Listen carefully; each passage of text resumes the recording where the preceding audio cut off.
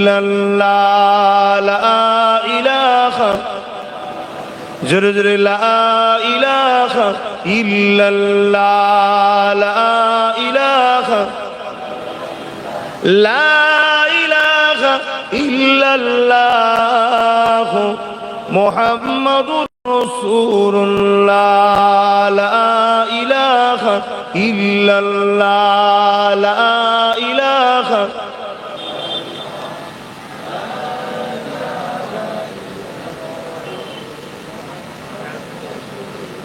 तौहीद का डंका आलम में बजवा दिया कमली वाले ने, तौहीद का डंका आलम में बजवा दिया कमली वाले ने, पी पी के पियाले कौसर के लौटेंगे मजाजी भर भर के,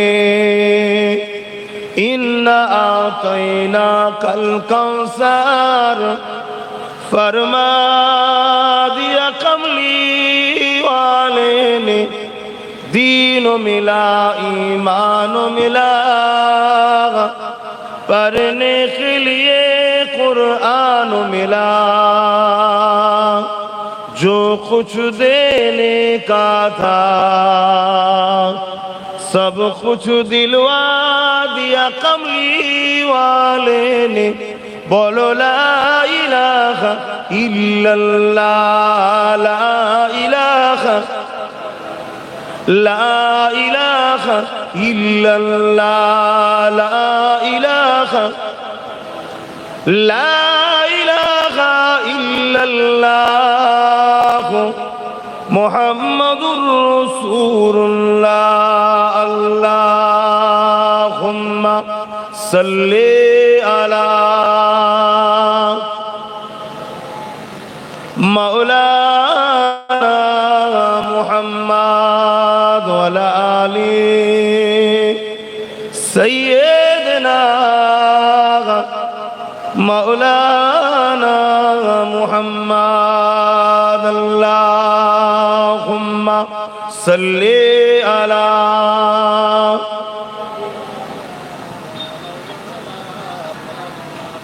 वला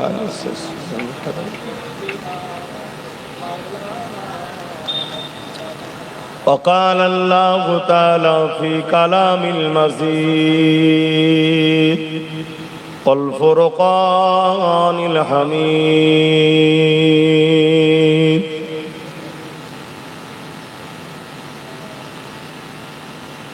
وما خلقت الجن والإنس إلا ليعبدون। আমার আব্বা জানেরা, আমার আম্মা জানেরা, বোনেরা, আমার নওজোয়ান তরুণেরা, যুবকেরা, ছোট ছোট বাচ্চারা, উলামা হযরত, হাফেজে কোরআন, নামাজি, মুত্তাকি, পরহেজগার ইমাম সাহেব, হুজুরগণেরা, আল্লাহ দরবারে শুকরিয়া আদায় করে সকলে একবার জবান খুলে বলি আলহামদুলিল্লাহ। আজ আল্লাহ আমাদেরকে দুনিয়ায় এখনো বাঁচিয়ে রেখেছেন, কিন্তু এই দুনিয়া আমাদের জন্য চিরস্থায়ী নয়। কত মানুষ এসেছে, কত মানুষ চলে গেছে, তবে যতদিনের জন্য আল্লাহ যাকেই পাঠিয়েছে উদ্দেশ্য কিন্তু একটাই, এই দুনিয়া জমিনে যতদিন থাকবেন আল্লাহকে রাজি খুশি করার কাজগুলো করতে হবে, এটাই আমাদের উদ্দেশ্য, আশা। বড় দুঃখ ও আফসোসের বিষয়, আমরা সবার কথা ভাবি, সবার খুশির জন্য ভাবি, কিন্তু যিনি আমাদের সৃষ্টিকর্তা, যিনি আমাদের স্রষ্টা, যিনি আমাদেরকে দুটো চোখ, দুটো হাত, দুটো কান, দুটো পা দিয়েছে, যিনি আমাদেরকে আশরাফুল মখলুকাত করেছেন, সেই আল্লাহ কিসে খুশি, কিসে বেজার, এটা আমরা কতবার ভাবি, এটাই বুঝার বিষয়। আল্লাহ কোরআনে জানাচ্ছেন, ওয়াল তানজুরু নাফসুম মা কদ্দামাত লিগাদ, প্রতিটা নফসের উচিত পরকাল নিয়ে ভাবা সব সময়, কেন পরকালটা বড় কঠিন হবে তাদের জন্য যারা দুনিয়ায় ভাবেনি, আর যারা দুনিয়ায় ভেবেছে তাদের জন্য পরকালটা বড় শান্তির জায়গা হবে। জোরে বলুন সুবহানাল্লাহ। আল্লাহ বললেন তোমরা পরকাল নিয়ে বেশি বেশি ভাবো। আমার নবী সাহাবা হুজুর দিগাকেও প্রায় বলতেন, বাবা সাহাবারা ময়দানে মাহশরের কথা, কবরের কথা, আখিরাতের কথা বেশি বেশি করে স্মরণ করবে, এতে বুড়াই খারাপ রাস্তা থেকে তোমরা দূরে থাকবে। সেই নবী পাক সাল্লাল্লাহু আলাইহি সাল্লামের দেখানো রাস্তায় আমরা উলামারা আমাদের নবীর অনুসারী দিগকে যুগে যুগে যুগে যুগে বলে আসবে যে তোমরা আখিরাতের কথা চিন্তা করো।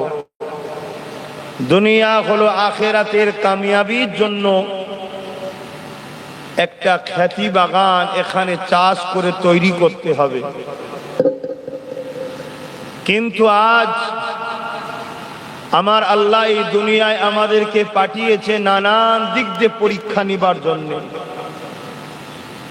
এই পরীক্ষার মধ্যে সবথেকে ভয়ঙ্কর পরীক্ষা নবী আলাইহিস সালামদের উপরে গেছে।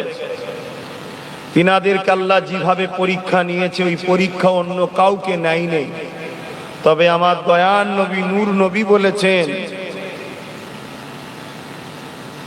দয়ার নবী নূর নবী বলেছেন সব থেকে কঠিন পরীক্ষা ও ফিতনা হলো দাজ্জালি ফিতনা, যেটা অলরেডি শুরু হয়েছে আমাদের উপরে। আল্লাহ নবী বললেন আমার উম্মতদের ঘরে 1400 হিজরি যেন 1400 না দেখতে না হয়। আজকে 1400 পার করে 1500-তে চলতে লেগেছি আমরা। আল্লাহ নবী এটাও বললেন আখেরি জামানায় হাতের তালুতে আগুন রাখার থেকেও ঈমান বাঁচানো বড় কষ্টকর হবে। আজকে সেটা আমরা দেখতে চলেছি। তাম বিশ্ব জুড়ে নতুন করে আবার জালিমরা মাথাচাড়া দিয়েছে। তাদের লক্ষ্য কোরআনের পক্ষ থেকে আল্লাহর বান্দাগুলোকে সরানো, আল্লাহ থেকে আল্লাহর বান্দাগুলোকে সরানো, মসজিদ থেকে মানুষগুলোকে সরানো, রাসূল পাক সাল্লাল্লাহু আলাইহি ওয়াসাল্লাম থেকে মানুষগুলোকে সরানো। এই চেষ্টা তারা পুরো দুনিয়া জুড়ে করছে। তাদের চেষ্টাতে হাজারো মিডিয়াকে তারা ব্যবহার করছে। কোরআনের বিরুদ্ধে মিথ্যা প্রচার, রাসূলের বিরুদ্ধে মিথ্যা প্রচার, ইসলামের বিরুদ্ধে মিথ্যা প্রচার তারা কন্টিনিউ করে যাচ্ছে। এরপরও এক শ্রেণীর মানুষকে তারা ইসলাম মুখী থেকে সরাতে পারেনি। জোরে বলুন সুবহানাল্লাহ। তারা আমাদের ঘরে আল্লাহ ও রসুল থেকে সরাবার জন্য নানা রকম লোভ লালসার জিনিস দিচ্ছে, গান দিচ্ছে, ফাংশন দিচ্ছে, যাত্রা দিচ্ছে, সিনেমা হল দিচ্ছে, সুদের ব্যবসা সুযোগ সুবিধা করে দিচ্ছে। কেন? এগুলো ইসলামে হারাম। এগুলো যারা করে তাদের থেকে আল্লাহ ও রসুল দূরে সরে যায়, আল্লাহর রহমতের মুখ তাদের থেকে ঘুরিয়ে নেয় আল্লাহ। এরপরও কিন্তু এক শ্রেণীর মানুষকে তারা এখনো পারছে না। এই যখন পারে না তখন তারা গায়ে জুয়ারি দিয়ে ওই সকল মানুষের উপরে নতুন করে জুলুম করা শুরু করেছে। তার একটা ছোট্ট নমুনা হলো আমার ভারতবর্ষে উত্তর প্রদেশের মসজিদে আজান দেওয়ার জন্য 2 লক্ষ টাকা ফাইন করেছে। শুনেছেন আপনারা? আর আমি ইমাম সাহেব হুজুরদের বলে যাচ্ছি এখনো সময় আছে, সংগঠিত হন আল্লাহ ও রসুলের পক্ষে। এমনও দিন আসছে মসজিদের মধ্যে ঢুকে জ্যান্ত ইমামকে পুড়িয়ে দেওয়া হবে মসজিদের মধ্যে। অলরেডি সাম্বাল বলে যে মসজিদে ষড়যন্ত্র চলছে, ওই মসজিদের ইমামকে বিগত দিন জ্যান্ত পুড়িয়ে দেওয়া হয়েছে। ইতিহাস আপনারা জানেন কি জানি না। এইভাবে নানান দিক দিয়ে আবার নতুন করে ফিতনা অত্যাচার মাথা চাড়া দিচ্ছে। আল্লাহ নবী বললেন আখরি জামানায় যেমন পানির বর্ষণ মানুষের বাড়িতে পড়ে ঝরঝর করে, আমার উম্মত আখরি জামানায় ফিতনা মানুষকে এইভাবে ঘিরে ফেলবে। তাই আপনাদের উচিত এ থেকে রেহাই পাবার আরো বেশি করে আল্লাহ ও রসুলের উপরে মহব্বত, ভালোবাসা, দ্বীনের রশিকে মজবুত করে ধরতে হবে, তবে আল্লাহ সাহায্য পাবেন। আমরা সবাই বলি আল্লাহর রহমত ছাড়া নাজাত নাই। আল্লাহর রহমতটাই হলো নবী মুহাম্মদুর রাসূল। জোরে বলুন সুবহানাল্লাহ। ওয়া মা আরসালনাকা ইল্লা রাহমাতাল লিল আলামিন। আল্লাহ তিনার হাবিবকে তামাম আলমের জন্য রহমত বানিয়েছে। জোরে বলুন সুবহানাল্লাহ। তাই আমরা উলামারা যখন আসি, আপনারা বসেন, কাজ কাম ছেড়ে দিয়ে, দোকানদারি ছেড়ে দিয়ে, চাষবাস ছেড়ে দিয়ে, খাওয়া দাওয়া আরামের ঘুম ছেড়ে দিয়ে, একটু রেসলিয়া ছেড়ে দিয়ে আপনারা এসেছেন কিন্তু শুধুমাত্র আল্লাহ ও রসুলের জন্য, ঠিক তো নাকি? এখানে তো অন্য কোনো ব্যাপার নেই। এখানে কারো গদি টেকাবার আর কারো গদি বাঁচাবার তো ব্যাপার নেই। এখানে ব্যাপারটা হলো আল্লাহ ও রসুল।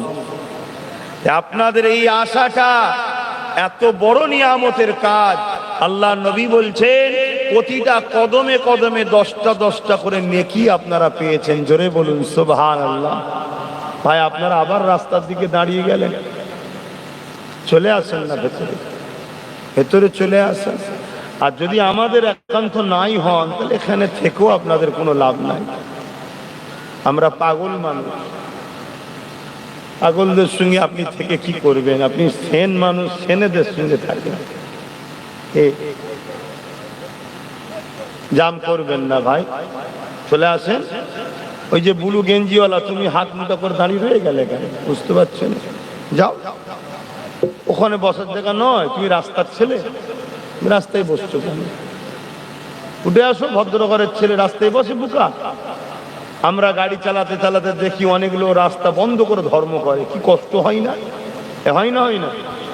তুমি যদি করো অন্য মানুষেরও কষ্ট হবে, তো একই হয়ে গেল। হ্যাঁ, যদি অসুবিধে হয় তাহলে আস্তে আস্তে সরে যাও অন্যদিকে, রাস্তাটাই থেকো না। ওই দূরে যে ছায়াতে, ওখানে চলে যাও, রাস্তায় থেকো না, ওই ছাওয়াতে চলে যাও দরকার হয়। যদি বলো না বাবা আমি মাহফিলে বসার লোক নয়, আমার কপাল খুব ভালো, আমি চটে বসার লোক নয়, যাদের কপাল খারাপ তারাই চটে বসুক নাকি?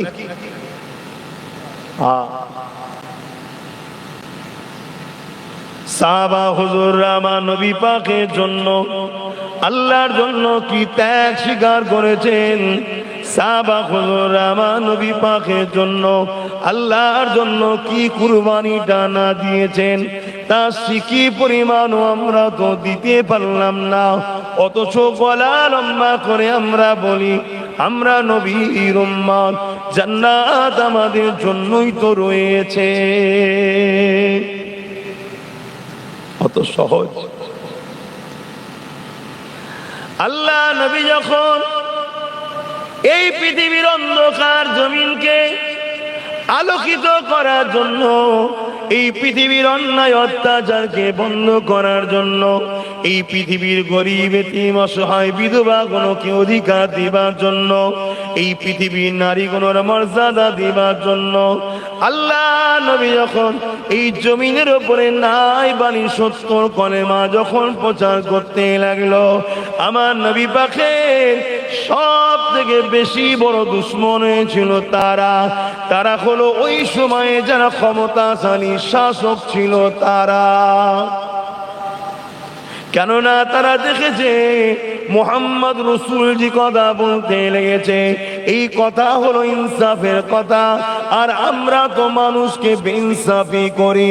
মুহাম্মদ রাসূল তো গরিবের হকের কথা বলে, আমরা তো মানুষের হককে ছিনিয়ে নিই। মুহাম্মদ রাসূল তো নারীদের ইজ্জতের কথা বলে, আমরা তো নারীদের ইজ্জতকে লুটা পছন্দ করি। মুহাম্মদ রাসূল তো নারীদের অধিকারের কথা বলে, আমরা তো নারীদেরকে অধিকার হরণ করার ধিক্কার দিই। এই জন্যে তারা আমার নবী পাকের সব থেকে বড় বিরোধী হয়েছিল। আর এক শ্রেণীর মানুষেরা আমার নবী পাকের সব থেকে বড় বিরোধী হয়ে গেল, যারা ধর্মের নামে অধর্ম মানুষকে শিখাতে ছিল, যারা ধর্মের নামে মানুষকে ধোঁকা দিতে লেগেছিল, তারাও আমার নবীর বড় দুশ্মন হয়ে গেল। আজকের দিনে পৃথিবীর দিকে তাকালেও দেখতে পাবেন আমার নবী পাকে দুই ধরনের দুশ্মন সব থেকে বড়। আমার ওয়াজ শুনছেন তো? মিলান এগুলো, তোমরাই তোমার নবীর উম্মত। তোমরা যদি সত্য মিথ্যা না জানো, তাহলে নবীর বিরুদ্ধে গিয়ে নবীর দুশ্মনের সঙ্গে উঠা বসা করে নবীকে কষ্ট দিয়ে আল্লাহ জাহান্নামে চলে যাবে। তাই তো আমরা সজাগ করছি। তাহলে সেই সময় নবীর দুশ্মন ছিল বড় সব থেকে, আরো দুশ্মন ছিল দুই শ্রেণী। এক শ্রেণী হলো যারা রাজ ক্ষমতা দখল করে বসেছিল, মানুষের উপরে জুলুম অত্যাচার করত। আমি কোনো গল্প কেসা কাহিনী বলছি না, আমি তারিখে হাদিস বলছি। অস্বীকার যদি কেউ করে কাফের হয়ে যাবে। নবী সাহাবাদের কওলকেও মানতে হবে। শুনছেন তো নাকি? তাহলে এক শ্রেণীর মানুষ তারা কারা? যারা মানুষের উপরে জুলুম করে, অত্যাচার করে, গরিবকে লুটে, বিধবাকে লুটে, এতিমকে লুটে, গুন্ডা বাহিনী দিয়ে নিজেদের ক্ষমতাকে টিকিয়ে রেখেছিল। মোহাম্মদ রসুল তাদের বিরুদ্ধে কথা বলেছে, কোনো জুলুম বন্ধ করতে হবে। তাই তারা আমার নবীর সব থেকে বড় দুশমন ছিল।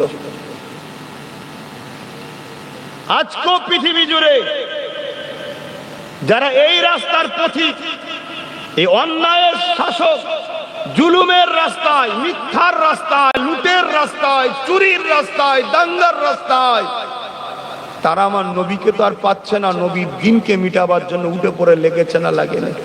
তার একটা নমুনা হলো কেন্দ্র সরকার। কথা মাথায় ঢুকছে না? ঢুকছে। আমি ভুল কিছু আপনাদের বুঝাবো না, আপনি মিলিয়ে নেন আমার আজকে।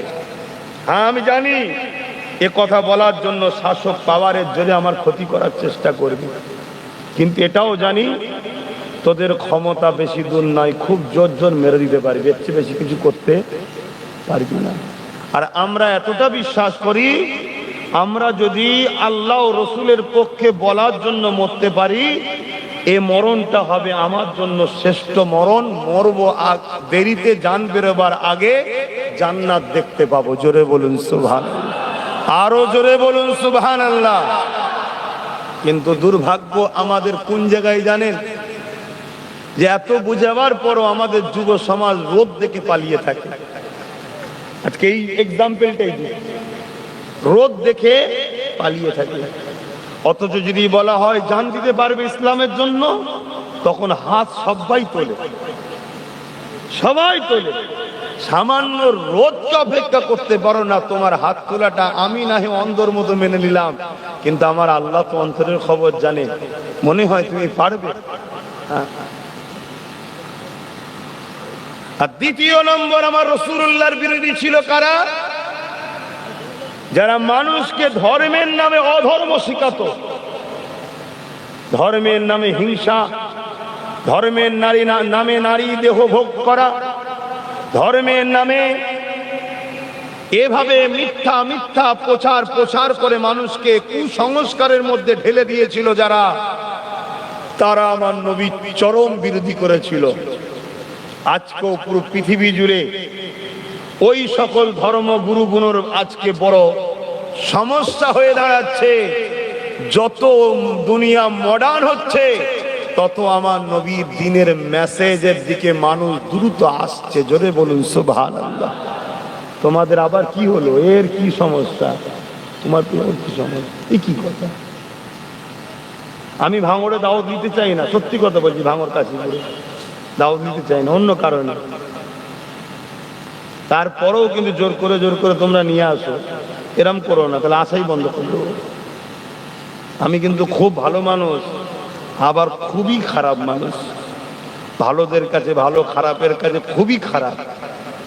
কথা বুঝে আসছে? তোমরা এসেছো ধর্ম সভায়, তাহলে এত মোবাইল টোবাইল নিয়ে ব্যস্ত কেন? উনি ফোনে কথা বলছে এখন। কাজ কারবার ছাড়ো না কিছুর সময়। এই ছেলেগুলো একটু একটু ছেলের হাতে মোবাইল পাই, আমি এই করি, তোমার দেখে দাও। এটা তোমার ধর্মের কথার আলোচনার জায়গা।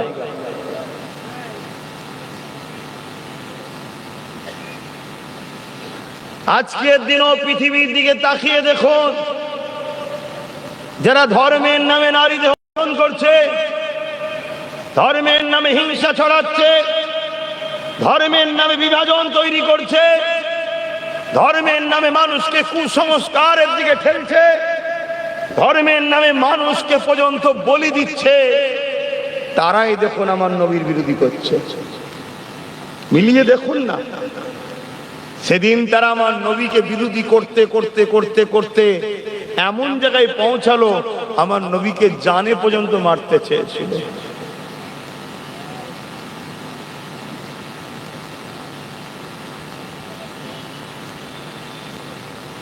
আমার নবীকে জানে পর্যন্ত মারতে চেয়েছিল। ইতিহাস জানেন না? হায় রে মুসলমান, এখনো সময় আছে, তওবা করে নাও, আল্লাহ পাকের কাছে ক্ষমাটা চেয়ে নাও। কেননা অনেক কষ্ট করার পরে আমার নবী পাক তোমার আমার কাছে দিন দিয়ে গেছে। এ যুবকেরা, তোমাকে আমাকে আল্লাহ কিয়ামতের দিনে কিন্তু ধরবে।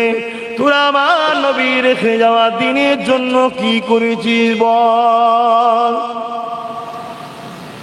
দুনিয়ার জন্য তোরা তো অনেক কিছু করেছিস, দুনিয়ার বেঈমান কাফের লিডার নেতাদের জন্য এবং মুনাফিক নেতাদের জন্য তোরা একে অপরের খুন খারাপি পর্যন্ত করেছিস, মারপিট করেছিস, বোম বন্দুক পর্যন্ত ছুড়াছুড়ি করেছিস। বল দেখি, আমি আল্লাহ এ জমিন তোদের জন্য দিলাম, এ আসমানের মালিক তো আমি আল্লাহ। আমি আল্লাহ তোদেরকে দুটো হাত দিয়েছিলাম, আমি আল্লাহ তোদেরকে দুটো চোখ কান পা দিয়েছিলাম, আমি আল্লাহ তো তোদেরকে ক্ষমতা দিয়েছিলাম, আমি আল্লাহ তো তোদেরকে আশরাফুল মাখলুকাত মানুষ বানিয়েছিলাম। এ আমার বান্দা বান্দিরে, তোরা আমার হাবিবের জন্য কি করেছিস বল? আমি আল্লাহ তোদের স্রষ্টা, তোদের মালিক, আমি তোদেরকে তো জানিয়ে দিয়েছিলাম ইন্নাকা লাআলা খুলুকিন আযীম, সব থেকে উত্তম চরিত্রওয়ালা হলো আমার মুহাম্মাদুর রাসূল। আরো জোরে বলুন সুবহান। এ নওজওয়ানের আগা, আল্লাহ তো কোরআনে জানিয়ে দিয়েছে, আমাকে আপনাকে জানিয়ে দিয়েছে, লাকাদ কানা লাকুম ফি রাসূলিল্লাহি উসওয়াতুন হাসানাহ। এ দুনিয়া মানুষেরা, আমি তোদের স্রষ্টা, তোদের মালিক, তোদের সৃষ্টিকর্তা আল্লাহ। রিজিক তো আমি দিতাম, তোরা ফল কি করে পেতিস? গাছ তোরা লাগিয়েছিলিস, ওই গাছকে বাঁচিয়ে ফসল তো আমি দিয়েছিলাম, আমি আল্লাহ তোদেরকে বাঁচিয়ে রেখেছিলাম। এই জমি তো আমার, আসমানও আমার, আমি আল্লাহ তো তোদেরকে বানিয়েছি। বল দেখি, আমি আল্লাহ তোদেরকে বলে দিয়েছিলাম, আমি আমার হাবিবকে তোদের জন্য লিডার বানিয়েছিলাম, আমি আমার হাবিবকে তোদের জন্য মডেল বানিয়েছিলাম, আমি আমার হাবিবকে তোদের জন্য পথ প্রদর্শক বানিয়েছিলাম। তোরা আমার হাবিবকে কতটা অনুসরণ করেছিস বল?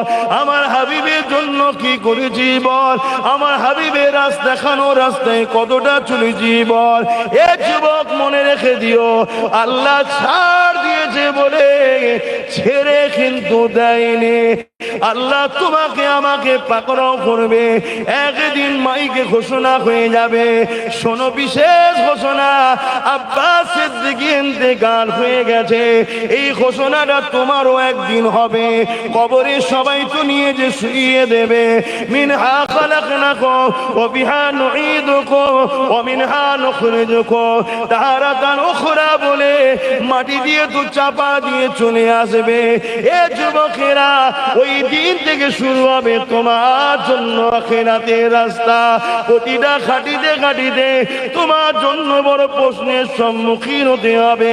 দুনিয়ার জমিনে তুমি কাফের নেতার পিছনে ঘুরে বেড়ালে, মুনাফিক পিতার পিছনে ঘুরে বেড়ালে, যারা মসজিদকে মিটাতে চায় তাদের জোগান গাইতে লাগলে, যারা মাদ্রাসাকে মিটাতে চায় তাদের ঝান্ডা ধরে ঘুরে বেড়াতে লাগলে, যারা জবানে বলে কোরআন শেষ হয়ে যাবে তাদের জন্য মিটিং মিছিল করতে লাগলে, যারা আযানের জন্য ফাইন করে তাদের জন্য তুমি আমি লড়াই করতে লাগলা। মনে রেখে দিও, আল্লাহ ছাড় দিয়েছে, ছেড়ে দেয়নি। একদিন তোমাকে আমাকে কবরে ঢুকতে হবে। আল্লাহ নবী জানিয়ে দিল, ওই কবরটা তাদের জন্য জাহান্নামের একটা গর্ত হয়ে যাবে। আর এই জমিনে যারা উঠেছে রাসূলুল্লাহর জন্য, কথা বলেছে রাসূলুল্লাহর জন্য, লড়াই করেছে রাসূলুল্লাহর জন্য, বন্ধুত্ব করেছে রাসূলুল্লাহর জন্য, ঠান্ডা ধরেছে রাসূলুল্লাহর জন্য, নাই সত্যের পক্ষে দাঁড়িয়েছে, জীবনের বাজির অনেক হুমকি এসেছে, অনেক ফোনেতে হুমকি এসেছে, অনেক জায়গাতে গাড়ি আটকে হুমকি দিয়েছে, অনেক কিছু চক্রান্ত হয়েছে। সব কিছুকে তোয়াক্কা করে যারা দিল লাগিয়ে রাখবে আল্লাহ ও রাসূলের জন্য, মনে রাখবে এদেরও মৃত্যু হবে, কিন্তু এদের কবরকে আল্লাহ জান্নাতের বাগিচা বানিয়ে দেবে। আরো জোরে বলুন সুবহান। সামনে দিলাম দুটো রাস্তা, মুখ আমার, কথা আমার নয়। আজকেও এজিদ আছে, এজিদের রাস্তাও আছে। আজকে ইমাম হোসাইনের রেখে যাওয়া সেই রাস্তা আছে, হোসাইনীদের পক্ষের উলামারাও রয়েছে। আপনি কোন রাস্তায় চলবেন সেটা তো আপনার বিষয়, কিন্তু আমাকে ইসলাম বলেছে হক কথা তুমি বলো, আমার বান্দাকে তুমি শোনাও, আমার বান্দিকে দাও। একবার নয়, যখনই সুযোগ পাবে তখনই বলো। কেন? তোমার এই কথা শুনতে শুনতে শুনতে শুনতে হতে পারে একদিন আমার বান্দার দিলে আসর হবে, সে পরিবর্তন হিদায়াত যদি কপালে থাকে পেয়ে যাবে। সে হিদায়াত শুধু একা হবে না, তার হিদায়াত হওয়ার জন্য বান্দা তুমি যে প্রচার করেছো তুমিও নেকি পাবে। জোরে বলুন সুবহানাল্লাহ। তাই আমরা উলামারা বলি, আপনি আবার মোবাইল করছেন, আমি তো মানা করলাম আপনাকে, স্পেশাল করে মানা করলাম।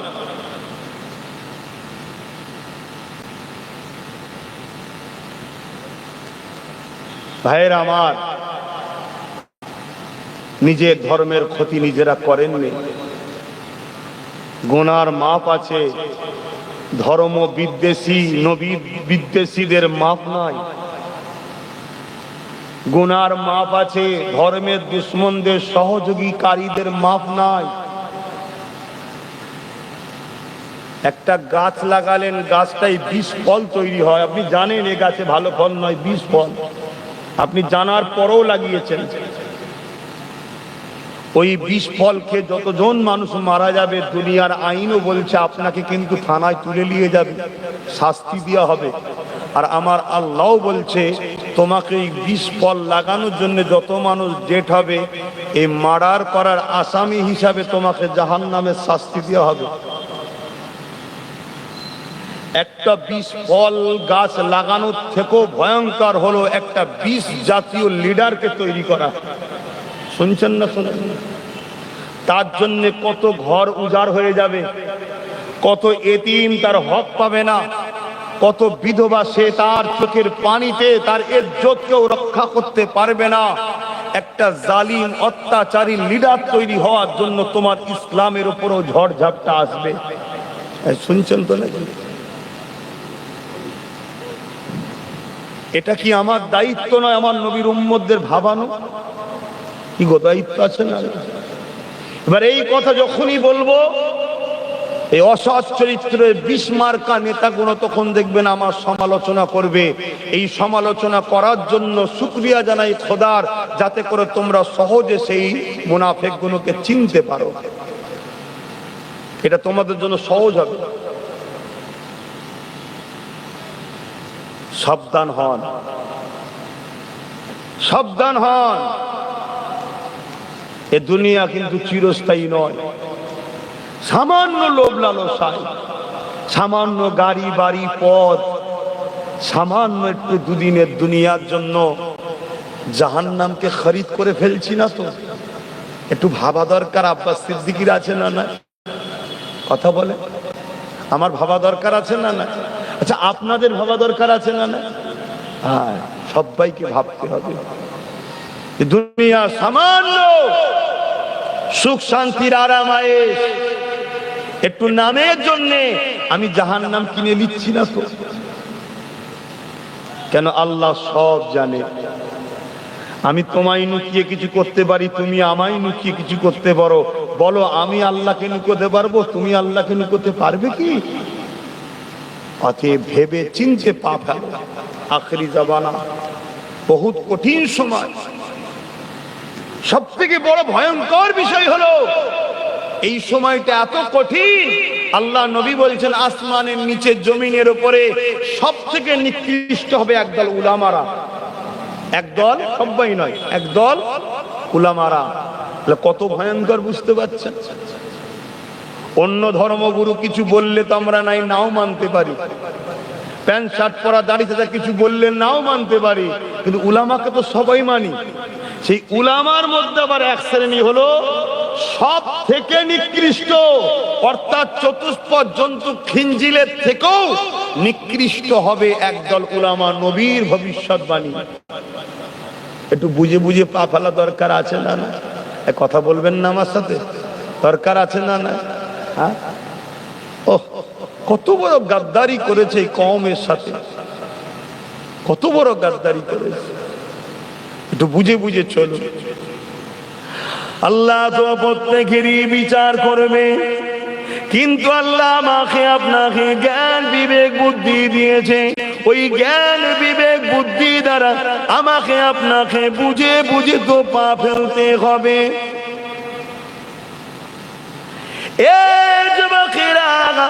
আগুন তো পুড়িয়ে যায়। আপনি জানেন আগুন যখন পুড়াবে আপনার তো ইচ্ছা করে আগুনে হাত দেওয়া উচিত হবে না। এরপরও যদি আপনি হাত দেন তাহলে বিপদের সম্মুখীন তো আপনাকে হতে হবে।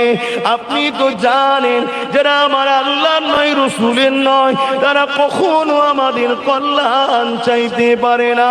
হ্যাঁ, হাতির দেখাবার দাঁত আলাদা থাকে, চিবাবার দাঁত আলাদা থাকে। এই সমাজে আমাদের মধ্যে কিছু মানুষ দেখানো মডেল তোমার আমার জন্য সাজে, কিন্তু তাদের হৃদয়ে আল্লাহ ও নবীর বিদ্বেষ যাদের মধ্যে আছে তারা কখনো তোমার আমার হতে পারে না। তাই তো আল্লাহ জানিয়ে দিলে, এ দুনিয়া মানুষেরা, আমি তোদের জন্য আমার নবীকে মডেল করলাম। তোরা যাকেই ধরবি আগে তার মধ্যে আমার নবী আছে কি দেখ। তোরা যাকে পীর বলে মানবি আগে দেখ তার মধ্যে আমার নবী আছে কিনা। তোরা যাকে মুফতি বলে মানবি আগে দেখ তার মধ্যে আমার নবী আছে কিনা।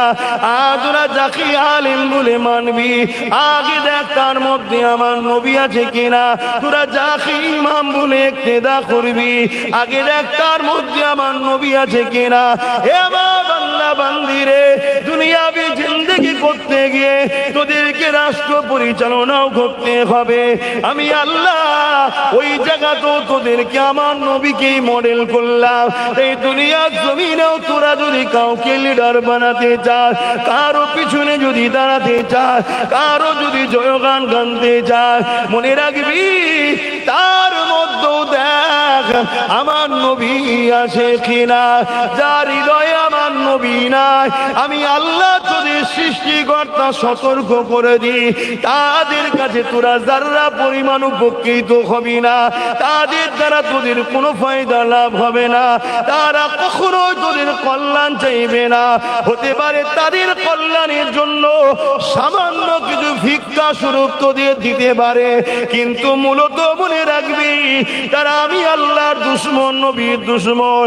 তারা তোদের সর্বসময় ক্ষতির জন্যই কিন্তু প্ল্যান তৈরি করে। আমি আল্লাহ তোদেরকে সতর্ক করে দিলাম, আমি আল্লাহ আমার নবীকে সব থেকে ভালো মডেল করেছি।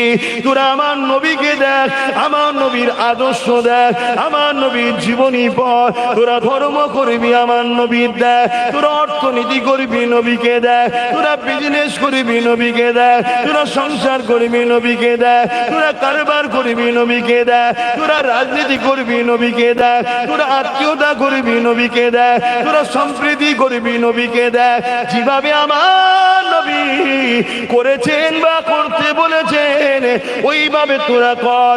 মনে রাখবি আমি আল্লাহ আসমান থেকে রহমতের দরজা খুলে দেবো, তোদের সংসারের অভাব দূর হয়ে যাবে, তোরা বিমার থেকে মুক্তি পেয়ে যাবি, সংসার জীবনে শান্তি আসবে, বাপ বেটা স্বামী স্ত্রী মিল মোহাব্বত হবে, মানুষের মধ্যে ইনসাফ আসবে, এবং পরকালে আমি আল্লাহ আমার শান্তির জান্নাত পেয়ে যাবি। আরো জোরে বলুন সুবহান। এ শিক্ষা আমাদের দেওয়া দরকার আছে না? না বলেন? নবীর উম্মতদের জিজ্ঞেস করছি, দরকার আছে না? কিন্তু আমরা আমার নবীর উম্মতকে শিক্ষা দেবো, পাশ থেকে একজন ধর্মগুরু সেজে তার বলছে আমার অসুবিধা হচ্ছে। কেন, তোমার কি অসুবিধা হলো? আমি তো তোমার নামে কিছু বলিনি, কারণ নাম ধরে বলছি। আমি আমার নবীর উম্মতকে সজাগ করব যে যাস না জাহান্নামের রাস্তায়, যাস না বুরাই রাস্তায়, যাস না খারাপ রাস্তায়, যাস না। একদল মুনাফিক মুসলিম লিডাররা তারা উঠে দাঁড়িয়ে যাবে, দাঁড়িয়ে গিয়ে বলবে এ ওই আমাদের অসুবিধা হচ্ছে। আরে বলো, অন্যের অসুবিধে কি আমার নবীর দিন প্রচার বন্ধ হয়ে যাবে? আওয়াজ দে, বলো আওয়াজ দে। অন্যের সমস্যার জন্য কোরআন ব্যান্ড হয়ে যাবে, অন্যের সমস্যার জন্য আজান বন্ধ হয়ে যাবে, অন্যের সমস্যার জন্য নবীর হাদিস বলা বন্ধ হয়ে যাবে, অন্যের সমস্যার জন্য দ্বীন ইসলামের প্রচার কি বন্ধ হয়ে যাবে? যার অসুবিধে হবে কানে গরম সীসা ঢেলে দিয়ে কালা হয়ে যাও তাও ভালো, কিন্তু আমার নবীর দ্বীনের বিষয়ে লাগতে যাবে না, ইসলামের বিষয়ে লাগতে যাবে না, কোরআনের প্রচারের বিরুদ্ধে লাগতে যাবে না, মসজিদে আজানের বিরুদ্ধে লাগতে যাবে না। যারা লেগেছে তাদের নাম নিশানা পুরো মিটে গেছে, যুগ যুগ পর্যন্ত তাদের উত্তরসূরিদের আর কোনো ঠিকানা পাওয়া যায়নি। জোরে বলুন সুবহানাল্লাহ, আরো চিৎকার দিয়ে বলুন সুবহানাল্লাহ। তার একটা আল্লাহ, তার একটা ছোট্ট নমুনা বলে যাচ্ছি। আমার ভারতবর্ষের হতভাগা আকবর, নামটা মুসলমান না, আকবর কি, কিন্তু হতভাগা রাজ ক্ষমতার জোরে, পাওয়ারের জোরে, হুকুমতের জোরে, মিলিটারির পাওয়ারে, প্রশাসনের পাওয়ারে, রাজগদির পাওয়ারে এমন অন্ধ হয়ে গেল, কোরআনকে মিটাবার জন্য একটা নকল দ্বীনে ইলাহি নামক কিতাব বার করলো। সেই কিতাব দ্বারা সে সমাজের মানুষকে গুমরা বানিয়ে আকবরের দাসত্ব তৈরি করার, কোরআনের বিরুদ্ধে নিয়ে যাবার পরিকল্পনা তৈরি করলো। আকবরের হাতের সর্বপ্রথম যারা ছড়ি বা হাতের মূল যারা হয়ে কাজ করেছিল তারা হলো তৎকালীন সময়ে নামধারী বক্তা, বলি সাহেব, মুফতি সাহেব, তারাই কিন্তু আকবরের হয়ে কাজ করেছিল। আজান হচ্ছে, আজানটা হয়ে যাক, ওটাউটির দরকার নেই। অনেক জায়গায় দেখি আজান দিলে কিছু মানুষ হয়তো নামাজের জন্য ওঠে। নামাজ তো পড়তে হবে বাপ, কিন্তু নামাজের থেকেও বড় ফরজ হলে এলেম শিক্ষা করা, নামাজের থেকেও অনেক বড় ফরজ। অতএব নামাজ আমিও পড়বো, আপনারাও পড়বেন, টাইম মতো ছেড়ে দেওয়া হবে। উটাউটি করে মাহফিলের বিয়াদবি করে লাভ নেই। শুনুন, এটা শিক্ষার জন্য বললাম, অনেক জায়গায় হচ্ছে দেখছি, এগুলো না জানার জন্য হয়।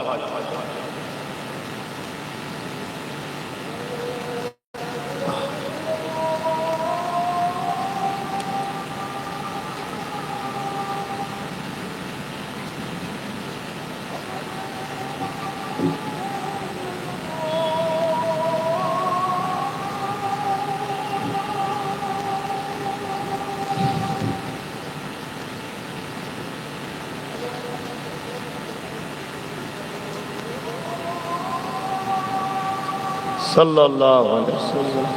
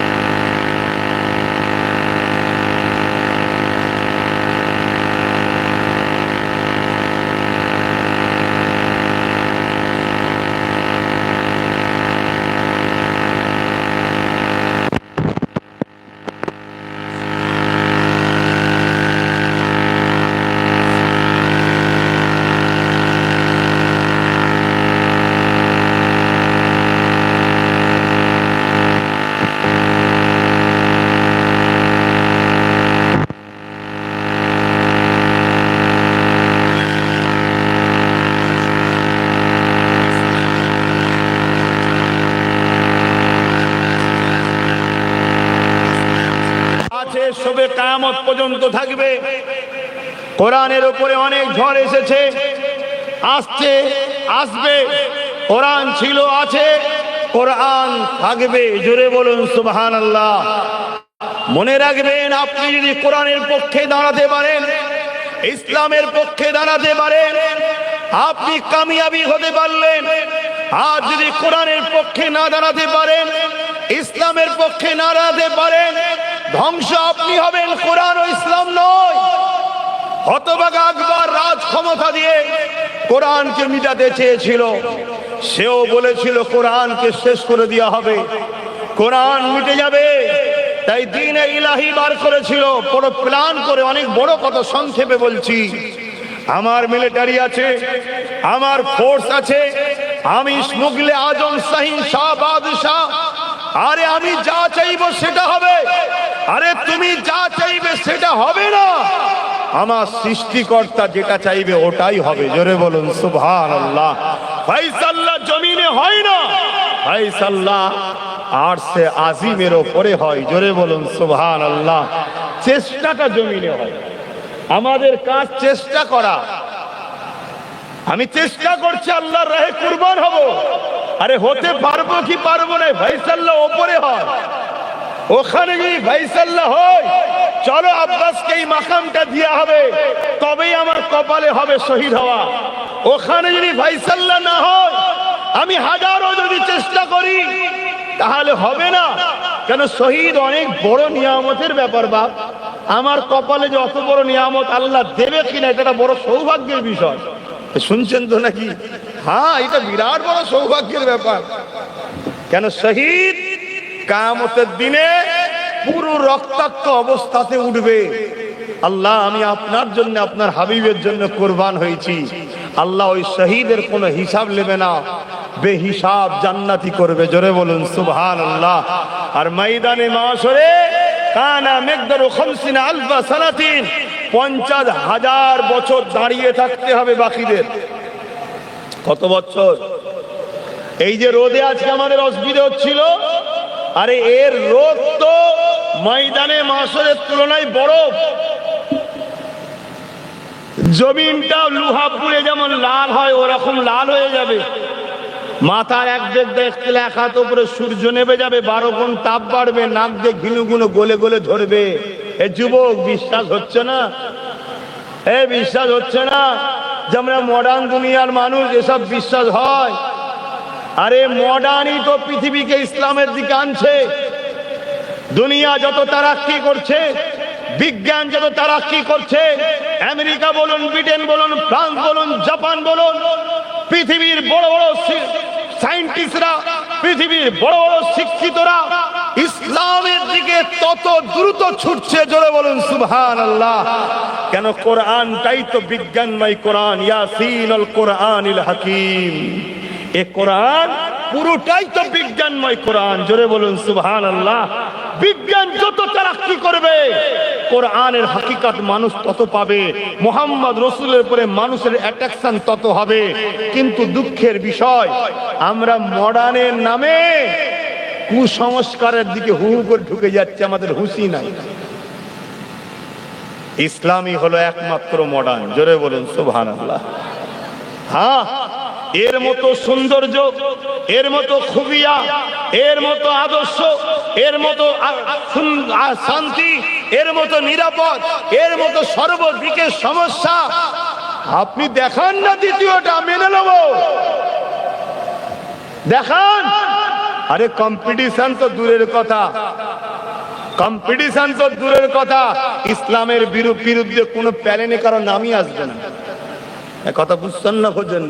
হ্যাঁ, বাপ আমার, ভাই আমার, দূরে অনেক সরে গেছেন আপনারা, তাই ইসলাম থেকে সরে যাওয়ার জন্য আজ আপনার সংসার জীবনে অশান্তি, রোজগারের জীবনে অভাব, কারবার জীবনে অশান্তি, রাষ্ট্রীয় জীবনে অশান্তি, পারিবারিক জীবনে অশান্তি, সমাজ জীবনে অশান্তি, সব জায়গাতে অশান্তি।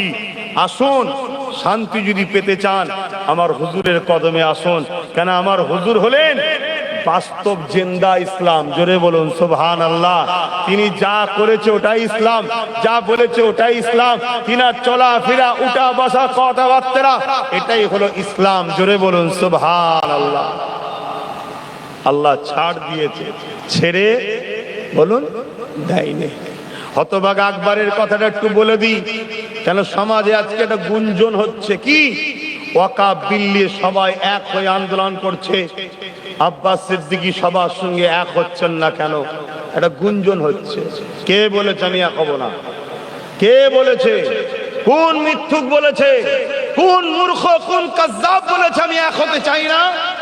আমি তো 100% এক হতে চাই, কিন্তু আমি আল্লাহ রাসূলের জন্য এক হতে চাই। কেন্দ্র সরকারের বিজেপি দালালি করে, তার বিরোধী করে, অন্য কারো দালালি যারা করবে তাদের সঙ্গে এক হতে রাজি নয়। আমি এক হব আল্লাহ রাসূলের জন্য। মসজিদ আল্লাহর, মাদ্রাসা আল্লাহর, দ্বীন ইসলাম আল্লাহর, কুরআন আল্লাহর।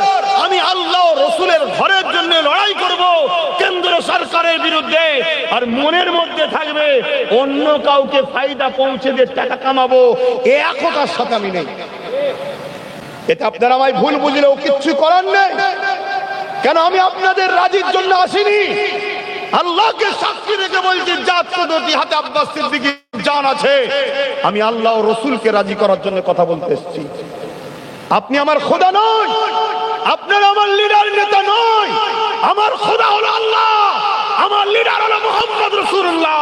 তিনি আমার মডেল, তিনি আমার আদর্শ, তিনি আমার দাদা হুজুরের আদর্শ। অতএব আসুন না এক হব। মসজিদকে বাঁচাবার স্বার্থে হব, মাদ্রাসাকে বাঁচাবার স্বার্থে হব, কোরআনের স্বার্থে হব, দ্বীনের স্বার্থে হব।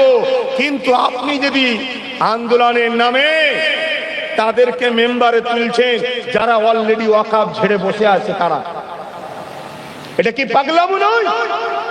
এটা কি ফজকামো নয়? এটা কি জাতিকে আবার নতুন করে ধোঁকা দেওয়া হচ্ছে না হয়নি? বলুন, এই কথা বলছেন না কেন? আমার উপরে রাগ হচ্ছে নাকি? আওয়াজ দিয়ে বলুন। আর রাগ যদি হয় ক্ষমতা থাকে পিটিয়ে পিটিয়ে মেরে দেন আব্বাস সিদ্দিকীকে, থাকবে না বলবে না। আর যদি আমার আল্লাহ আমাকে বাঁচায় আর বলায় তামাম পৃথিবীর বেঈমান এক জায়গায় হয়ে যা, মুনাফিক এক জায়গায় হয়ে যা, এক মুজাদ্দিদ আল পেসানি যেমন ঠিক ছিল, হতবাক আকবরের বিরুদ্ধে লড়াই করেছিল, বাকি উলামারা সব আকবরের দিকে চলে গিয়েছিল, আমার আল্লাহ মুজাদ্দিদ আল পেসানিকে জিতিয়েছিল। ইনশাআল্লাহ মুজাদ্দিদ আল পেসানিকে ফলো করে চলি, তিনি আমাদেরও তরিকাতের একজন পিরানে তরিকাত, আমার আল্লাহ আমার জন্য যথেষ্ট। জোরে বলুন সুবহানাল্লাহ, আরো জোরে বলুন সুবহানাল্লাহ। আজ বড় দুঃখ লাগে ভাই, বড় কষ্ট লাগে, কেন্দ্র সরকার যেভাবে ষড়যন্ত্র করছে, যদি এই ওয়াকফ বিলটা পাস করে নিতে পারে কোনোভাবে যদি পাস করে নিতে পারে, ভারতবর্ষে মুসলমান আর টিকতে পারবে না। সংবিধান আমাদের পক্ষে থাকার পরেও আজকে এত বড় জুলুম করছে, এই বিল যদি পাস হয়ে যায় আর বাঁচার কোনো রাস্তা থাকবে না। এই রকম একটা ভাইটাল টাইমেও আমি দেখছি কিছু লোক ওয়াকফের নামে অন্য কোন জালিম শক্তিকে ক্ষমতায় আনার নতুন করে পরিকল্পনা আবার করছে। আমার কথা কি আপনাদের কষ্ট দিচ্ছে? আওয়াজে বলবেন। যেন মুনাফিক আর মুমিনের পার্থক্য হওয়া দরকার আছে। দাড়ি মানেই মুমিন নয়, টুপি মানেই মুমিন নয়, পীর সাহেব মানেই মুমিন নয়, পীরজাদা মানেই মুমিন নয়, আলেম মানেই মুমিন নয়, কোরআন জানে মানেই মুমিন নয়, মসজিদ মাদ্রাসা করেছে বলেই যে মুমিন তা নয়। ইতিহাসের গাওয়া দিচ্ছে আবু বকর সিদ্দিকের দাড়ি ছিল, আব্দুল্লাহ ইবনে উবায়েরও দাড়ি ছিল। আবু বকর সিদ্দিক রোজা রেখেছিল, আব্দুল্লাহ ইবনে উবায়ও রোজা রেখেছিল। রাইসুল মুনাফিক আব্দুল্লাহ ইবনে ঘোষণা হয়ে গেল জাহান্নামী, আর সিদ্দিক আকবর হয়ে গেল জান্নাতি। জোরে বলুন সুবহানাল্লাহ, আরো জোরে বলুন সুবহানাল্লাহ। আর আমার কওমকে বলি, এত পেটে জ্বালা ধরেছে, এত পেটে জ্বালা ধরেছে, আমি সবই বুঝি, তারপরও বিরিয়ানিটা খাবো এই জন্য একটু গেছিলাম। তো জ্বালা এত ধরেছে, ইসলাম কি বলছে? কোন অন্যায়ের কাছে যাওয়া, অন্যায়কারীর বক্তব্য শোনা, অন্যায়কারীর কাছে ভিড় করা মানে অন্যায়কারীকে উৎসাহিত করা, সাহায্য করা। আর ন্যায়বাদী হকবাদীর পক্ষে দাঁড়ানো মানে ন্যায়বাদী হকবাদীকে তুমি সাহায্য করলে ন্যায়বাদীর সাথে কিয়ামতের দিন জান্নাতে যাবে। জোরে বলুন সুবহানাল্লাহ। আজকে যারা আমাকে গাল দিয়েছিল, দালাল বলেছিল, কত কিনা বলেছিল, কথা বলেছে না বলেনি, তারা নতুন করে আবার নাটক করতে শুরু করেছে এই নবীর উম্মতকে ধোঁকা দিবার জন্য। ধোঁকাবাজ চেনো? নবী পাক এমনি বলে গেছিল নাকি যে আখিরি জমানায় আসমানের নিচে জমিনের ওপরে সব থেকে নিকৃষ্ট হবে একদল আলেমরা? এমনি বলে গেছে, এমনি এমনি। তোমাকে একটু ভাবতে হবে না যে কেন বলেছে? আমার কথায় ব্যথা পেচ্ছেন? হ্যাঁ, আজকে চলো, কি হয়েছে ভাই, কোথায় যাব? না বিজেপি কা মাদ্রাসা ভেঙে দেবে, কেন্দ্র সরকার মাদ্রাসা লুটে নিচ্ছে, লড়াই করতে হবে, 100% লড়াই করতে হবে। করতে হবে না? এই কথা বলেন। প্রত্যেকটা ইমানদারকে বলছি, মাদ্রাসাকে বাঁচাবার জন্য নিজের জানটাকে দিয়ে হলেও লড়াই করতে হবে। এ থেকে পিছপাতে হবে, সেই ইমানদার থাকতে পারে না, সে বেঈমান হয়ে মরবে, কোনো সন্দেহ নাই।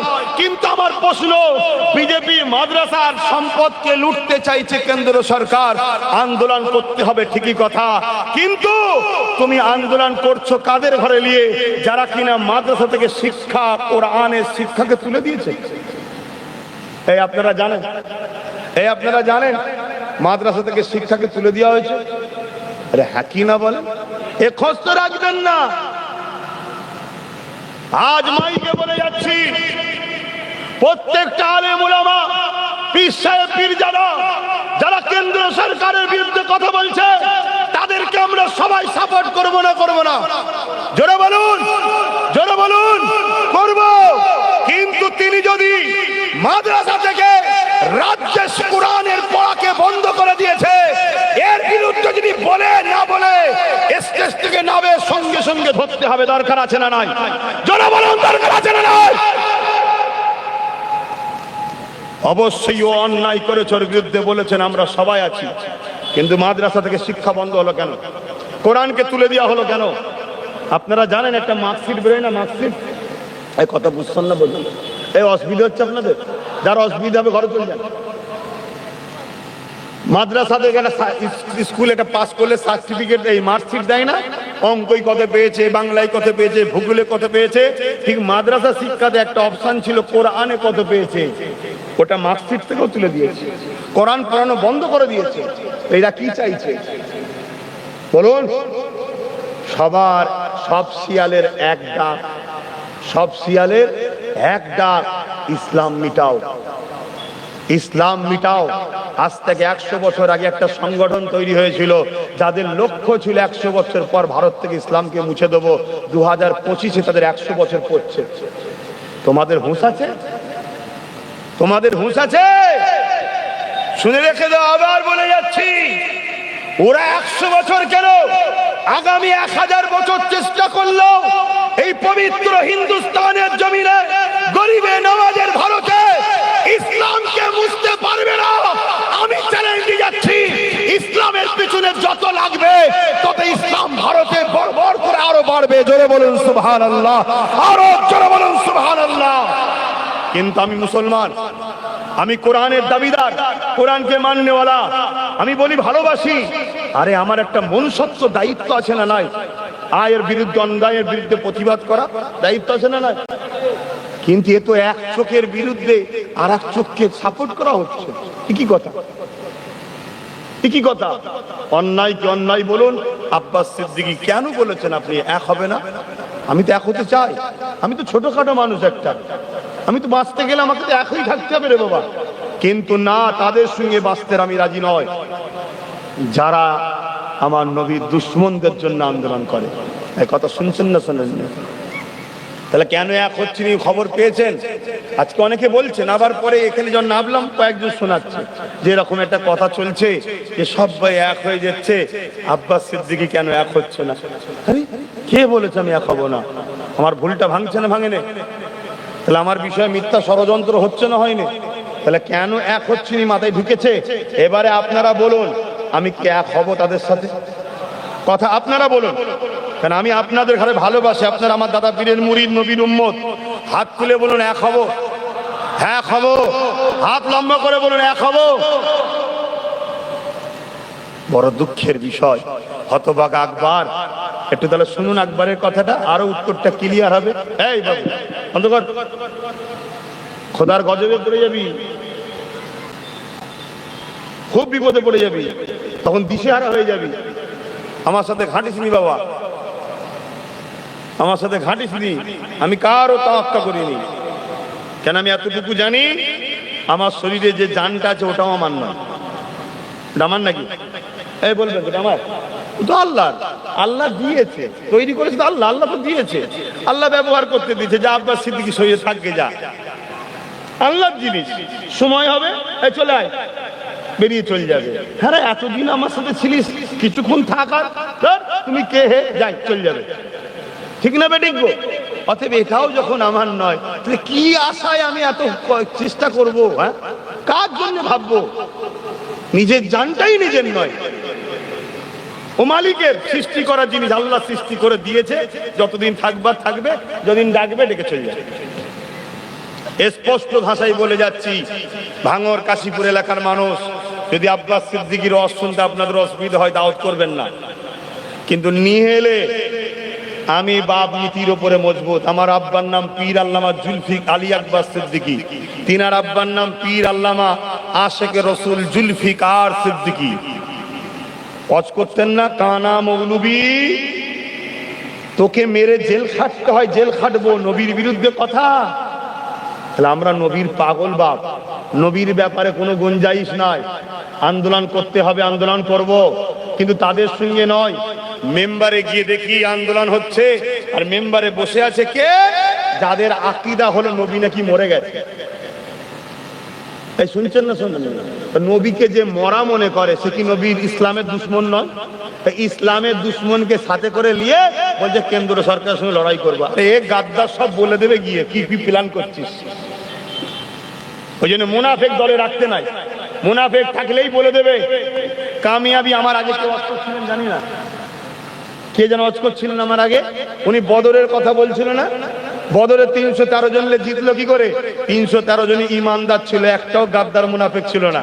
আর যদি থাকতো, ও ঠিক আগে যে প্ল্যান বলে দিত আবু জেলকে গিয়ে, এই প্ল্যান হচ্ছে, সব ভেস্তে যেত। এই জন্য ঘরের খবর মুনাফিক বার করে, আর মুনাফিককে দাঁড়ি টুপি পরিয়ে আমাদের মধ্যে ঢুকিয়ে রাখা আছে, আর তাকে মানুষ মাঝে মাঝে সব দিচ্ছে। বুঝতে পারছেন না? আর চলে আসে, ও পুরো আমাদের সাথে থাকে।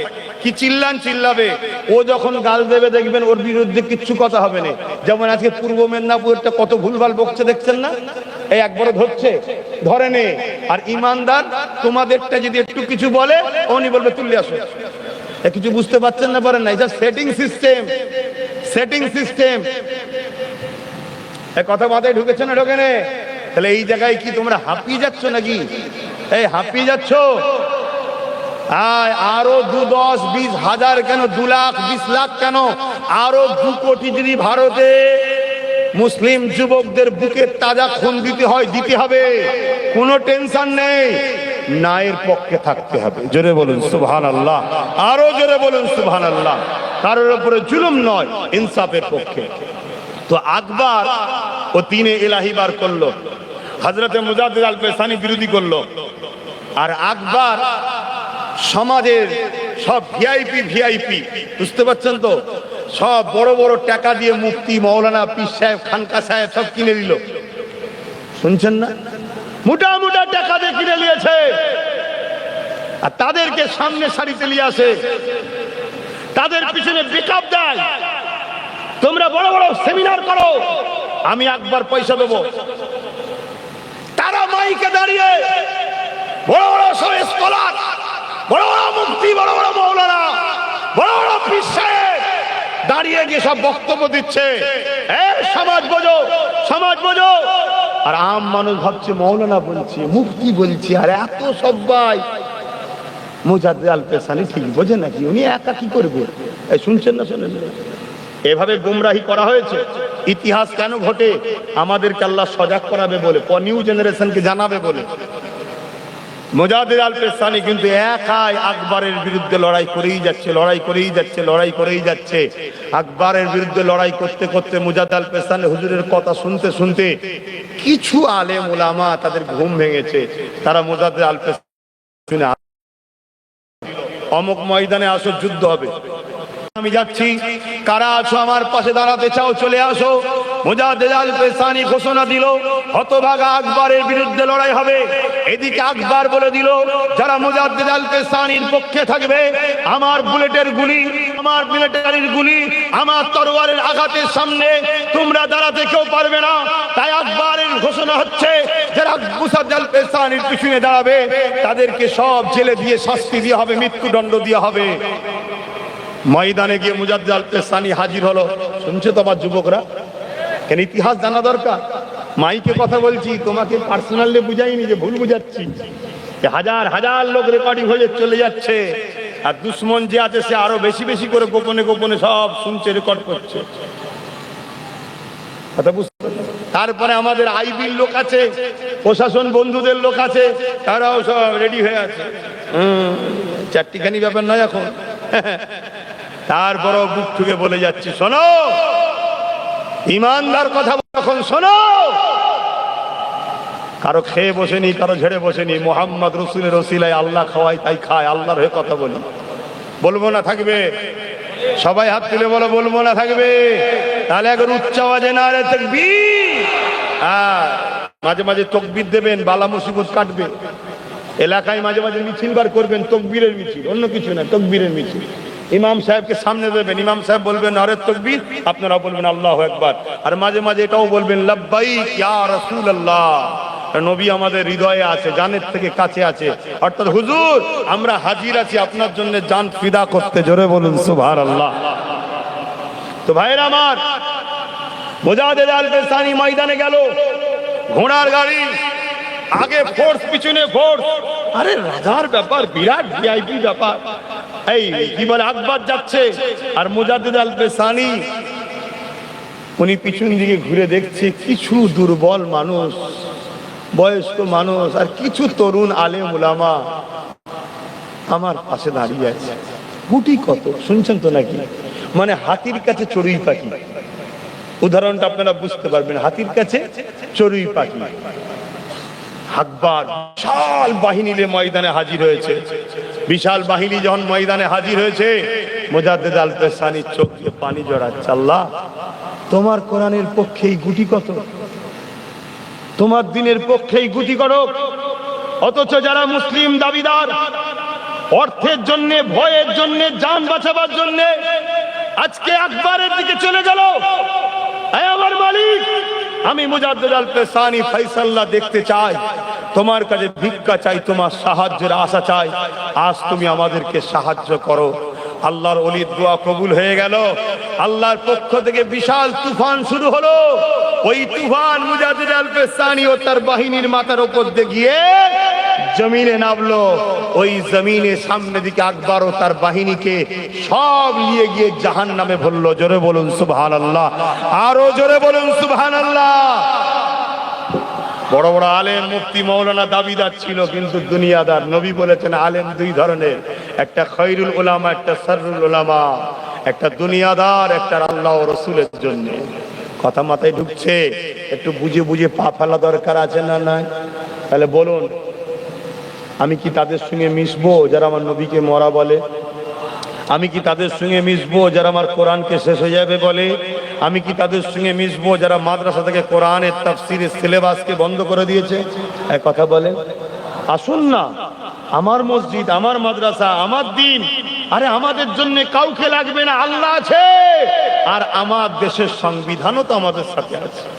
তাহলে সেই সংবিধানকে নিয়ে, আল্লাহ সাহায্য নিয়ে আমরা নিরপেক্ষ ভাবে হক কথা বলি না। আসুন না, আমরা সবাই উলামারা, পীর সাহেব, পীরজাদা, আলেম উলামা, মুফতি মাওলানা সবাই এখন কি হওয়া দরকার আছে না নাই? হ্যাঁ ভাই, এক হওয়া দরকার। এর সময় যদি এক না হয় কবে হবে? আমি এক হবার আহ্বান দিলাম, আমি ডাকলাম, আসুন, ডায়ে নয়, বায়ে নয়, সামনে নয়, পিছনে নয়, শুধু আল্লাহ ও রসুলের জন্য আমরা এক হই। যারা আল্লাহ ও রসুলের পক্ষে আমরা এক হই। কোরআন আমাদের জন্যে, রসুল আমাদের জন্যে, আল্লাহ আমাদের জন্য, দিন আমাদের জন্য, আর আমার দেশের সংবিধানও তো আমাদের পক্ষে আছে। ঠিক না বে ঠিক গো? তো যা সময়ের দিকে খেয়াল করে তারপরও একটা ছোট্ট কথা বলে যায়। হযরত আবু বকর সিদ্দিক যখন খলিফাতুল মুসলিমিন হলেন, ওই সময় মুসাইলামাতুল কাজ্জাব নামে একটা বেঈমান এমন করে নবী দাবি করে ফেললো। এ যুবকেরা, তরুণেরা, বাপেরা, হযরত আবু বকর সিদ্দিক ওই মুসাইলামাতুল কাজ্জাবের বিরুদ্ধে 10,000 সৈন্য নিয়ে, এ যুবকেরা মুসাইলামাতুল কাজ্জাবের দিকে আগিয়ে যেতে লাগলো। হযরত আবু বকর সিদ্দিক বলতে লাগলেন, আমি মুসাইলামাতুল কাজ্জাবকে প্রথমে বুঝাবো। মুসাইলামাতুল কাজ্জাব যদি বোঝে আমি আবু বকর, তাহলে ফিরে চলে আসবো। আর যদি না বোঝে, আমি আমার নবীর জন্য জান দিয়ে হলো জালিমের বিরুদ্ধে লড়াই করতে চাই। তার বিরুদ্ধে যাচ্ছে মুসাইলামাতুল কাজ্জাব, যে নবী দাবি করেছিল, মিথ্যুক। আল্লাহ কোরআন বলছে, ওয়ালাকিন রাসূলুল্লাহি ওয়া খাতামান নবিয়্যিন, আমার নবী হলো শেষ নবী। সেখানে আবার মুসাইলামাতুল কাজ্জাব নবী দাবি করেছে। এটা একটু শুনুন নাকি? হ্যাঁ, মুসাইলামাতুল কাজ্জাবের দিকে 90,000 সৈন্য আছে। কত? এটা আওয়াজ দিয়ে বলুন।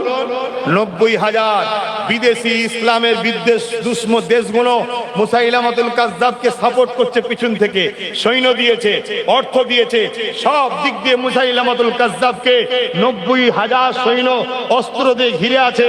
আর আমার সিদ্দিক আকবর নিয়ে গেছে কত?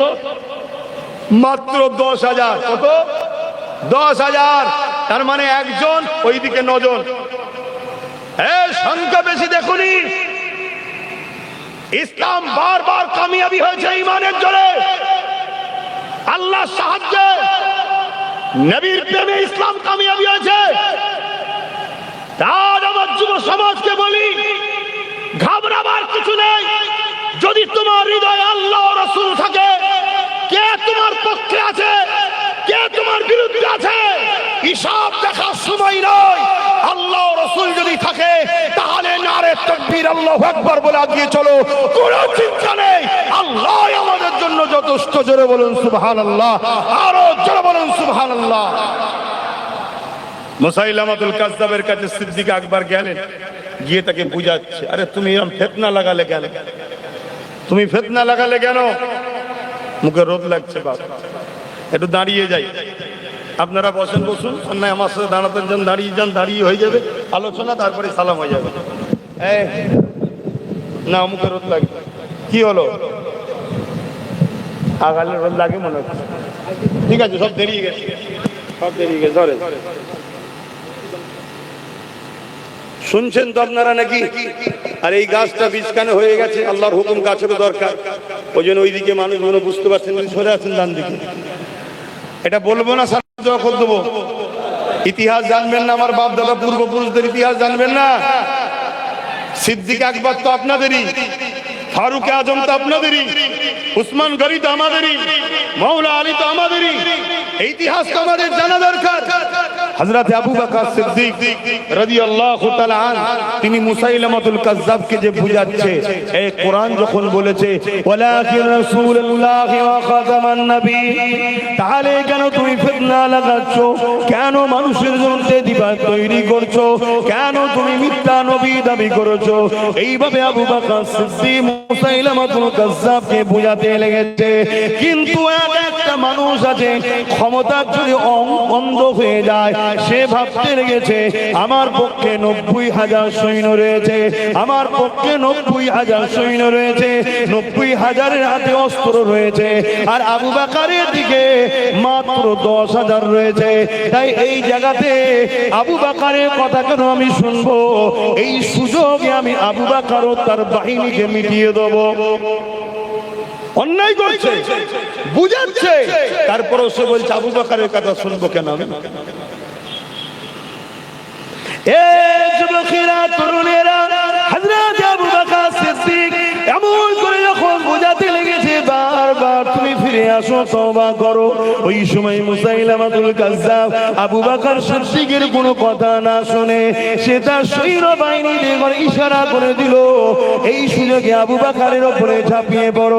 কেননা আবু বকরের দিকে 10,000 আছে, আর আমি মুসাইলামাতুল কাজ্জাবের দিকে 90,000 রয়েছে।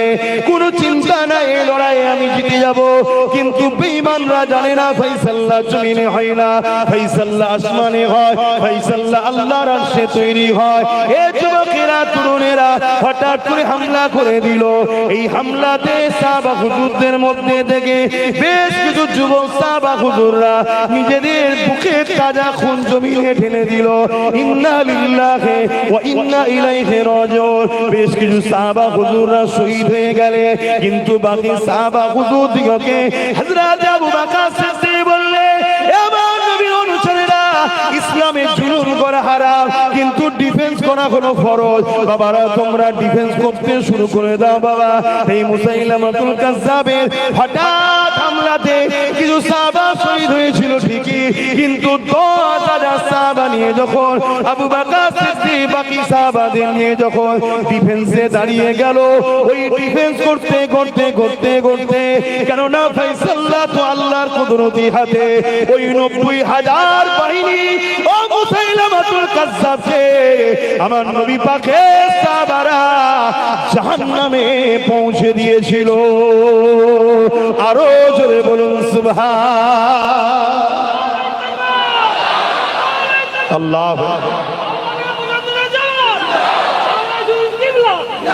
এটা ইসলাম, এটা ইতিহাস। তোমরা তাদেরই উত্তরসূরি, অন্যায়ের সঙ্গে আপোষ করবে না। সেটা আব্বাস সিদ্দিকীও হয়, আব্বাস সিদ্দিকীকেও বাদ দাও, অন্যায়ের সাথে নয়। কেন আমার ইসলাম অন্যায়ের পক্ষে নয়, অন্যায়ের বিরুদ্ধে।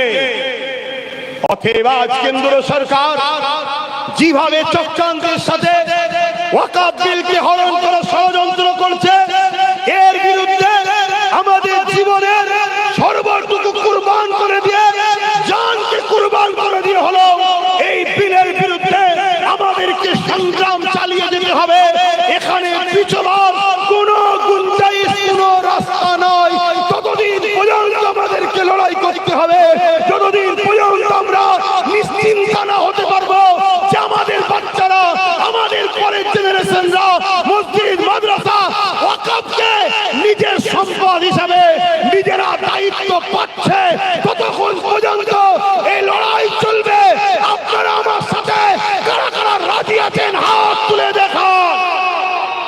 লড়াই চলবে না, চলবে না।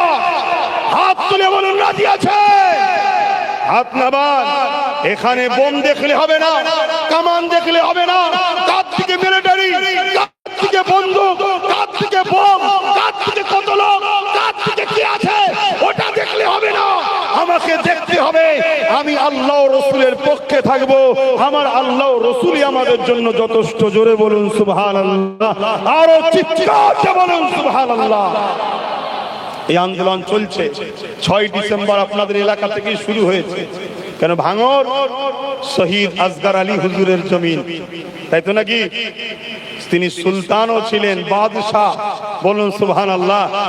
তাই এই পবিত্র শহীদ সুলতান আসগর আলী হুজুরের জমিন থেকেই আওয়াজ উঠেছে। এই আওয়াজ ততদিন থামবে না। আপনারা কি বলছেন? হাঁপিয়ে যাবেন? হাঁপিয়ে যাবেন? প্রয়োজন হয় আরো 100টা প্রোগ্রাম হবে ভাঙরে, আপনারা অসুবিধা আছে? হাঁপিয়ে যাবেন? এই আন্দোলন করতে করতে করতে আগামী দিন কলিকাতার রাজপথে যাব। ব্রিগেড হোক, অন্য কোন জায়গায় হোক, কলিকাতার রাজপথে যেদিন যাব, কম করে 20 থেকে 30 লক্ষ লোকের টার্গেট রেখেছি। আল্লাহ যদি সাহায্য করে আর আপনাদের যদি সৎ ইচ্ছা থাকে, ইনশাআল্লাহ হবে। মনে হচ্ছে না হবে না? বলুন হবে না হবে না? হাত লম্বা করে বলুন। তাহলে যে হাতগুলো উঠেছে আপনারাও যাবেন তো নাকি? বলুন যাবেন তো নাকি? আপনার কিন্তু আমার সোশ্যাল মিডিয়া বন্ধুদের বলি, আপনারা যেখানে সেখানে আমার থ্যাম্বেল লাগিয়ে দেবেন না। আমাকে যারা ভালোবাসে তারা বেশিরভাগ গরিব, গাড়ি ভাড়া করে চলে যে দেখছে আমার প্রোগ্রাম নেই, আবার ফিরে চলে আসছে। অনেক জায়গায় আমার প্রোগ্রাম চলছে, প্রচার করছে উনি ডেট ক্যান্সেল করেছে, অন্য ডেটে আসবে, মানুষ যাতে না যেতে পারে। এরপরও আলহামদুলিল্লাহ আমি যখন আল্লাহ রসুলের পক্ষে করছি, আমার তো মানুষকে নিয়ে ভাবা দরকার নাই। কেন? মানুষ যিনি নিয়ে আসবেন তিনি কে? জনগণকে যিনি জড়ো করে দেবেন তিনি কে? মানুষ যদি নাও আসে, ঈমান বলছে জিন ফেরেশতা নাবিও আল্লাহ সাহায্য করে দেবে। জোরে বলুন সুবহানাল্লাহ। আমি তো এটাই ভাবি মাঝে মাঝে, শুধু প্রোগ্রামটা শেষ হয় এক মুহূর্তে ফাঁকা। কারা ছিল? মানুষ ছিল না জিন ফেরেশতা ছিল? আল্লাহ ভালো জানে, আল্লাহ ভালো জানে। কথা বুঝে আসছে? আমি আবার বলছি, আমাকে ভুল বুঝলে কিছু করার নেই। আমি এক হওয়ার পক্ষে। আমি ডাক দিচ্ছি প্রত্যেকটা উলামা হযরতদের, বলছি আসুন আসুন। আপনি তো অন্যায় কিছু করবেন না, আপনি একটাই কথা বলবেন, আমার দেশে আমাদের যা আছে আমাদেরকে বুঝিয়ে দাও। এটা কি অন্যায় কিছু? আব্বাজানরা বলেন অন্যায় কিছু? আমি তো বলছি না হিন্দু ভাইদের দেওবত্ত সম্পত্তি আমায় দাও না, ওটা হিন্দু ভাইদের হিন্দুরাই নেবে, আদিবাসী ভাইদের জল জঙ্গল আদিবাসীরাই নেবে, খ্রিস্টান ভাইদের খ্রিস্টান। আমরা যারা ইসলামের অনুসারী, আমাদের যা আছে আমাদেরকে বুঝিয়ে দেন। এটা কি অন্যায়? এইটুকু কথা তো। কিন্তু এটা বুঝাতে গেলে পুরো দেশে যা আছে সব নিতে হবে, ঠিক না বেঠিক? আমার রাজ্যে 1,43,000 একরের উপরে জায়গা আছে। 1,43,000 একর কত বিঘি হবে হিসাব করুন। সেই জায়গা দখলে বসে আছে। এই ওখানে বলেছিলাম কি জানি না, একটা তথ্য দিয়ে যাচ্ছি। পীর আব্বাস আলী গোরাচাঁদ হুজুরের মাজারেই পাশই তো। হুজুরের মাজারের জায়গা হচ্ছে 900 বিঘে।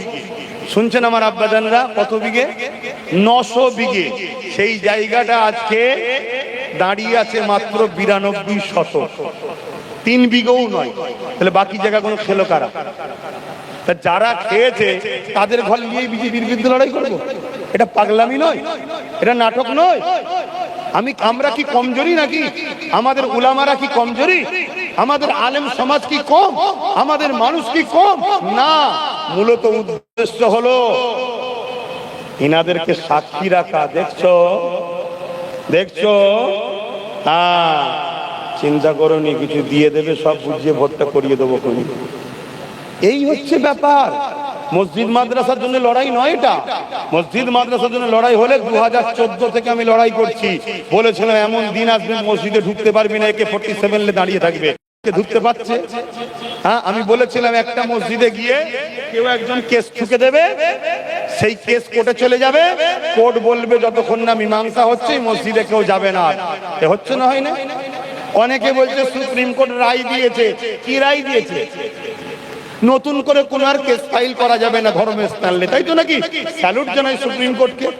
ধন্যবাদ জানাই, ঠিক ঠিক বলেছে। কিন্তু যে কেসগুলো আগে হয়ে আছে ওগুলো কি হবে আপনি জানেন? 45,000-এর উপরে মসজিদ মাদ্রাসায় কেস হয়ে আছে, কি হবে? অতএব ঢোকো, একটু ভেতরে ঢোকো। যদি না ঢোকো, তোমার বাচ্চাগুলোকে এখন থেকে মেরে দিয়ে যাও। দোদকে মরার থেকে নিজেরা মেরে দিয়ে যাও। যা দিন ভয়ানক আসছে। খারাপ লাগছে নাকি আমার কথা ভাবদের? আল্লাহর রাস্তায় বলে যাচ্ছি, প্রত্যেকটা ইমাম সাহেব ভাই, মৌলানা সাহেব ভাই, ইমাম সাহেব ভাই, আলেম সাহেব ভাই, আসুন এখন।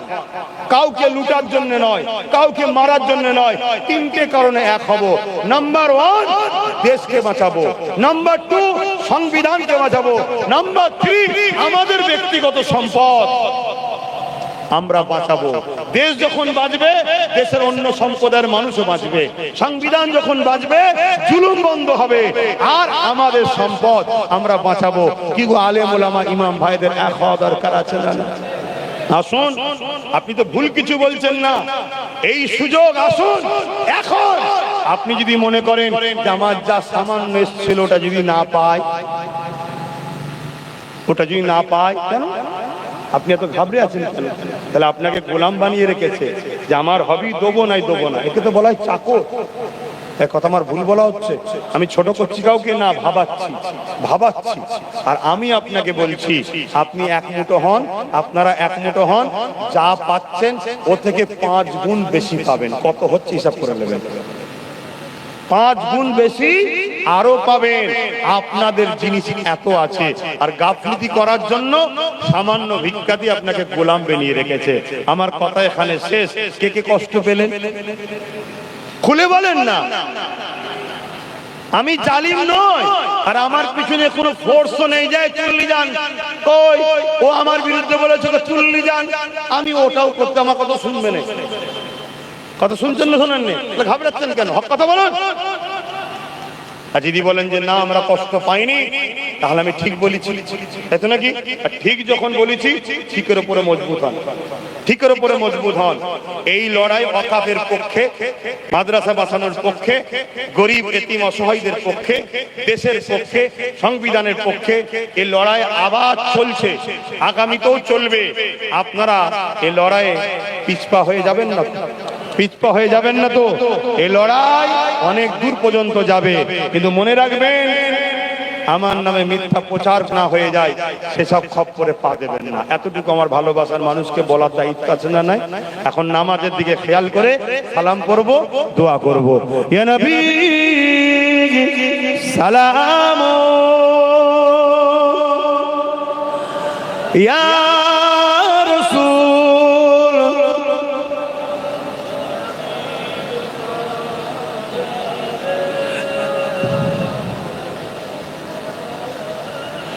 طلع البدر علينا من ثنيات الوداع وجب الشكر علينا ما دعا لله داعي يا نبي سلام يا رسول سلام يا حبيب سلام سلام। সকলে বসেন, এক্ষুনি দোয়া হবে। বস। আচ্ছা, আমার আব্বা ভাই আগে থেকে